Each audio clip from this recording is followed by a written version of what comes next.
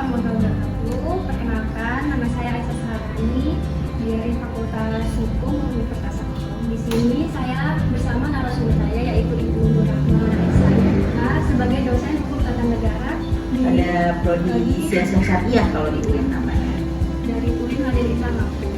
Saya akan mewawancarai beberapa pertanyaan mengenai proses pembentukan atau pengujian peraturan perundang-undangan. Kita bahas saja ya Bu dari pertanyaan pertama. Sebagai dosen bidang hukum tata negara, bagaimana Ibu melihat dinamika terkini dalam proses pembentukan peraturan perundang-undangan di Indonesia? Dan fakta-fakta apa saja yang menurut Ibu paling berpengaruh dalam menentukan arah kualitas proses tersebut?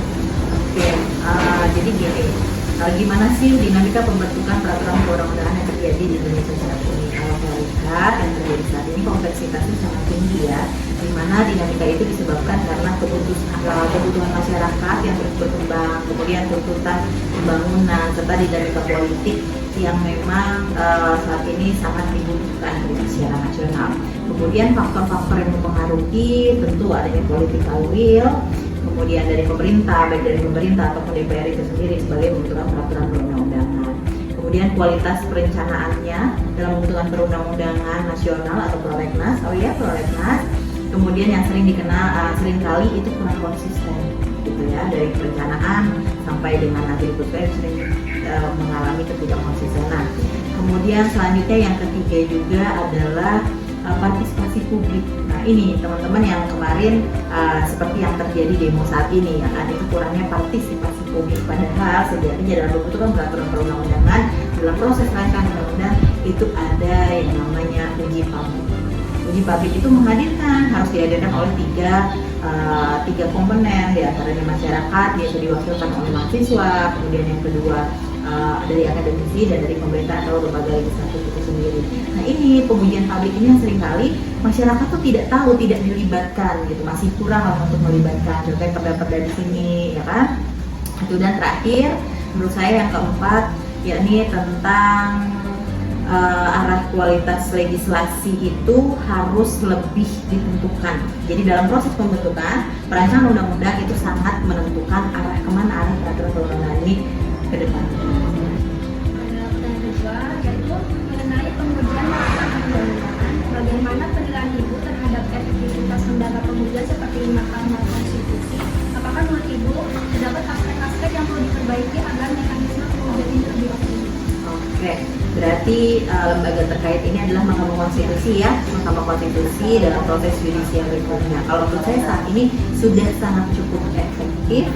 Karena kenapa? Karena banyak sekali putusan-putusan Mahkamah Konstitusi itu sifatnya sudah progresif, sudah memberikan arah pembangunan balik ke tata negara kita di Indonesia. Namun tentu pasti ada celahnya ya. Masih ada beberapa catatan, di antaranya terbatasnya akses masyarakat untuk mengajukan uji materi.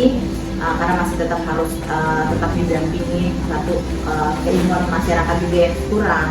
Kemudian kedua inkonsistensi implementasi dari putusan Mahkamah Konstitusi. Contohnya yang terjadi kurangnya pelaksanaan implementasi ya di konstitusi. Contohnya pada putusan Mahkamah Konstitusi nomor 14 dari 2017 ya Bapak, itu putusan tentang kajian terhadap penghayat kepercayaan. Nah, sampai saat ini setelah putusan itu dibentuk, dituliskannya golongan penghayat kepercayaan, tapi sampai saat ini tidak ada nih pelaksanaan lanjutan dari putusan itu. Itu salah satu contoh ya, mungkin nanti beberapa akan ada lagi.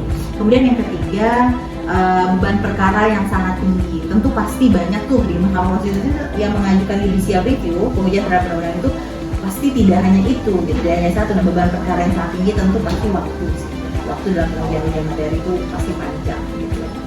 Oke, mungkin itu. Terakhir Bu, pertanyaannya, bagaimana pandangan Ibu tentang pengaruh politik nasional terhadap proses legislasi? Dalam pengalaman Ibu, apakah politik itu lebih banyak berperan sebagai penghambat atau justru pendorong dalam pembentukan peraturan perundang-undangan? Oke, menurut saya sebenarnya politik hukum itu satu kesatuan yang krusial, dualitas, satu kesatuan dualitas, di mana hukum tidak akan bisa terbentuk dalam artian undang-undang ini tidak bisa akan terbentuk tanpa hadirnya politik, tanpa hadirnya kebijakan. Maka satu kesatuan harus keduanya harus saling berkaitan. Tapi hal ini seringkali terjadi, ya kan, ketika sebuah peraturan perundang-undangan hukum itu akan dibentuk.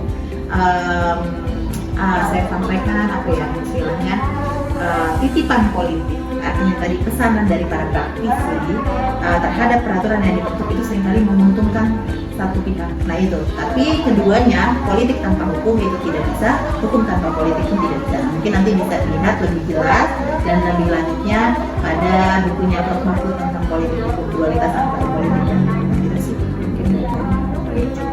Terima kasih atas waktu dan kesempatan sudah mengizinkan saya mewawancarai yang menjadi narasumber pertama.